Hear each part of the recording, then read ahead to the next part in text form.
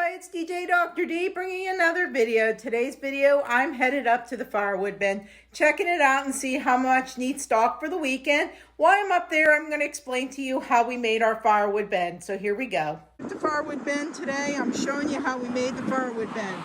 We have 3 stalls across the back, 3 stalls across the front.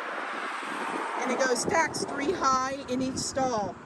We used pallets 4 ways across, 1 pallet for the bottom, 1 pallet for the top, and then we subdivided it inside here and we used tin for the roof. And then we also put out on the outside motion detector lights.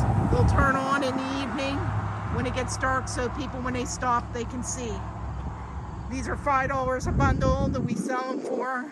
We have an old army box that we use here to put the money in for our customers when they drop off. Here we have the sign on the side. It says where to put the firewood money. It's $5 a bundle. This is all season firewood. This is the front side. I have 2 lights on the front side here, and it shows season's firewood. And underneath we put the extras that won't fit in the top. This way during the holidays,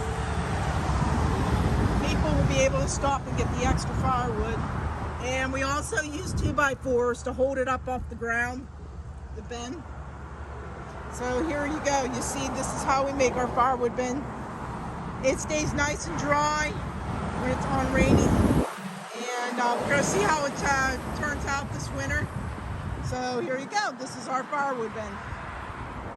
All right, everybody, now you've seen a little bit of explaining on how we put that firewood bin together. If you like this video, please give a thumbs up, like, and subscribe for more videos to come. Once again, this is DJ Dr. D. Have a wonderful day.